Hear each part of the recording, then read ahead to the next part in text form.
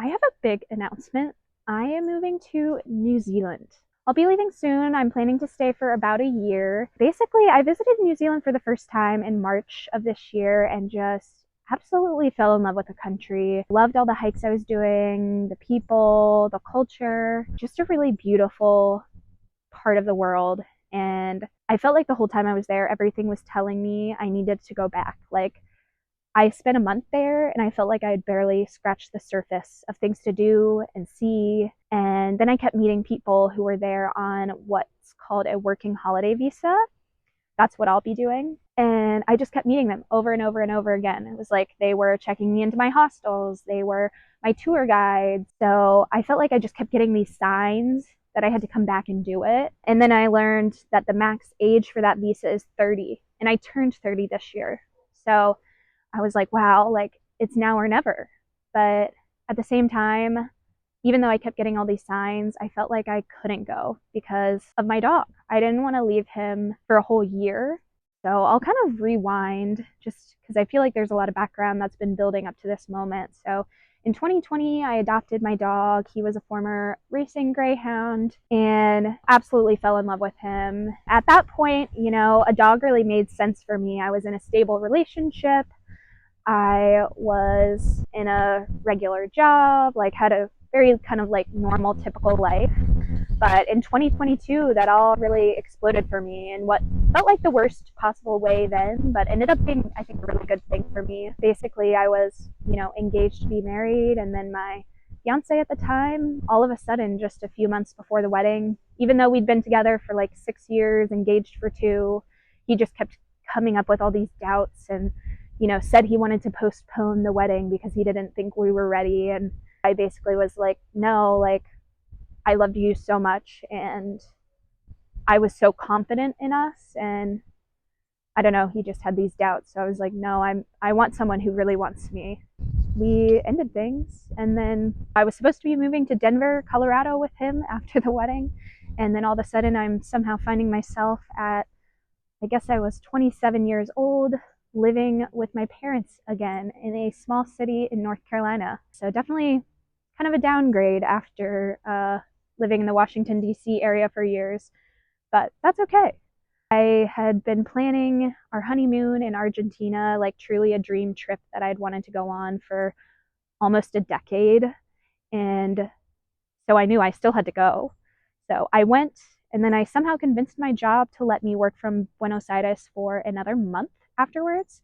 And I feel like that's where my huge love for travel really reignited. Like I wanted to really prioritize myself and what I wanted and my passions, and travel was it. So I felt bad being away from my dog for that long, but I just kind of started this new life where I would travel for like 1 to 3 months or so and then come home. And he would stay with my parents. He was really happy here. And I felt bad leaving him every time, but it was short enough where I didn't feel too bad about it. But yeah, of course, 1 year in New Zealand, too long. Like I just didn't feel like I could do it. Sadly, that all changed in May of this year when he suddenly passed away at just 8 years old from cancer. And I miss him dearly every day.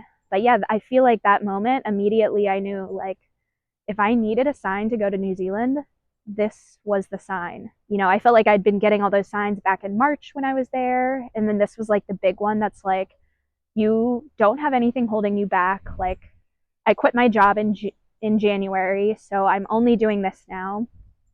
So I'm very location independent. Like without a dog, there's nothing stopping me from going to New Zealand. So not long after he passed away, I did apply for this visa, and now I will be heading back. Before I dive into my plans while I'm there, I figured I'd touch on this visa briefly, but of course I am not an immigration advisor. This is specific to just my experience as a US citizen. This visa is open to folks from all over the world. There's a bunch of countries that have agreements with New Zealand for it, and the requirements and the way the visa works is a little different by country. So I will link the Immigration New Zealand website below.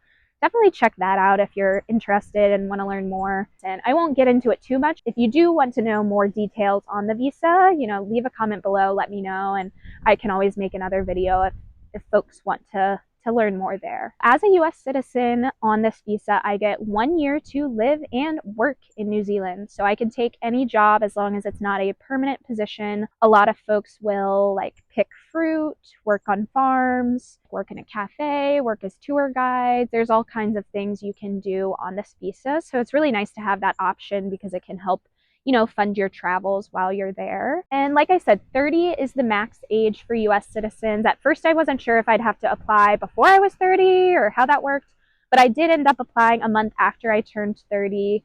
And then once the visa is approved, I still have a whole other year before I really have to enter New Zealand.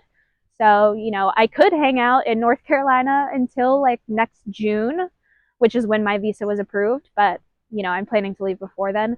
But it is nice that you get that flexibility. It's not like you have to leave immediately. I wasn't sure how this visa process would be, right? Like a lot of visa applications are pretty intensive and you have to get like paperwork, like physical paperwork, go to a consulate. But thankfully this was super easy. It was all online. At least for me as a US citizen, I basically just had to put in my basic like information about my birthday, my documents, and then, confirm that I'm not a criminal, that like I won't be a burden on their health system. And then I think they say it can theoretically take several months to get approved, but I was approved in like 3 or 4 days. So it was a very fast process. In hindsight, I kind of wish I had applied a little bit later just to give myself some more flexibility in case, but probably the easiest visa application that I will ever do. I've also heard people talk about how they've contacted New Zealand's immigration office before whenever they've had questions about different visas, and it sounds like they're really responsive and helpful. So yeah, it pretty much sounds like the complete opposite of a lot of bureaucratic processes in most countries. I mean, I'm sure some of their other visas are a lot more intense, but this working holiday visa is really big for them. They get a lot of folks in for that, and it's a pretty smooth and easy process in general, in my experience. So what will I be doing when I'm in New Zealand? So generally, I'm of course planning to do a lot of traveling around. I want to do a lot of hiking, maybe even do all of the great walks, or at least as many as I can fit in. Want to do a lot of great day hikes, any other, cool backpacking trips. If you've done any really cool hikes in New Zealand, I'd love to hear from you. Let me know in the comments below. I'm planning to do a lot of work on the Unanchored Passenger. I want to keep putting out videos for you, writing content on my website.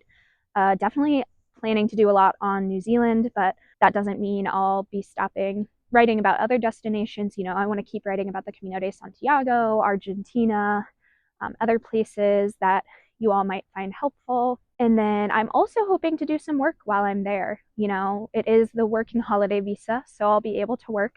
And I would love to do some unique jobs like help with a wine harvest, do some fruit picking, and then I might also do some like dog house sitting as well. So if you have a dog you need me to watch while you're away in New Zealand, let me know. Of course, I miss my baby Carson so much, and greyhounds in particular. If you have a greyhound, I know there's a lot of them in New Zealand. I would love to watch them. So that's kind of my general plan. And then as I think about 2026 as a whole, of course, I'll mostly be in New Zealand, but I will have to come back kind of to this part of the world a couple times because my sister's getting married, having her bachelorette weekend. In an ideal world, I'd be in New Zealand the entire year, but I am going to have to come back a couple times. And when I come back, I might do like a shorter Camino, like the Camino Primitivo potentially. If you want to learn about the Camino Primitivo, let me know in the comments. So we'll see. I might try to squeeze that into 2026 and maybe even a little trip to Iceland, but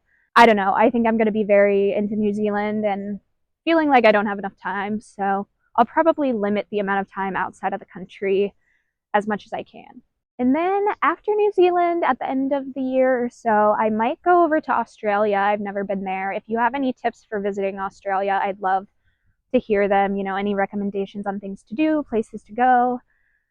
Always wanted to go there, so I might do that. And who knows, Australia actually has a very similar working holiday visa.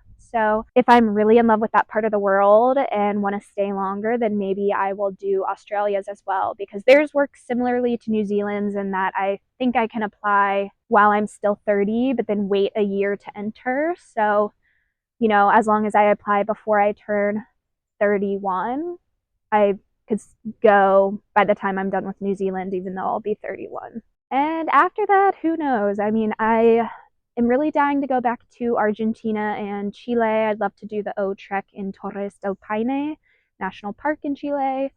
And I've also thought about doing like the Appalachian Trail, like through hiking the whole thing. But I don't know. I've also heard South Korea is opening up their own kind of Camino de Santiago type trail. I think it's fully opening sometime next year. So that would be cool to do. I don't know. Let me know what you think. If there's somewhere you really think I should go that you want to learn more about, I'm always interested to hear what you guys think. But yeah, I'll kind of have to just see where the winds take me, I guess, which is not like me at all. I'm usually very type A planner, but this is my life now. So yeah. Well, thanks for watching. Definitely hit that subscribe button if you want to follow along with my journey and see more about my time in New Zealand. And, comment below too if there's anything in particular that you want to know about New Zealand. Let me know. Like, I'm here to help and, support you however you need me to on your travels. So let me know what you're interested in learning more about, and I will think about that for my future videos. So thanks so much and happy hiking.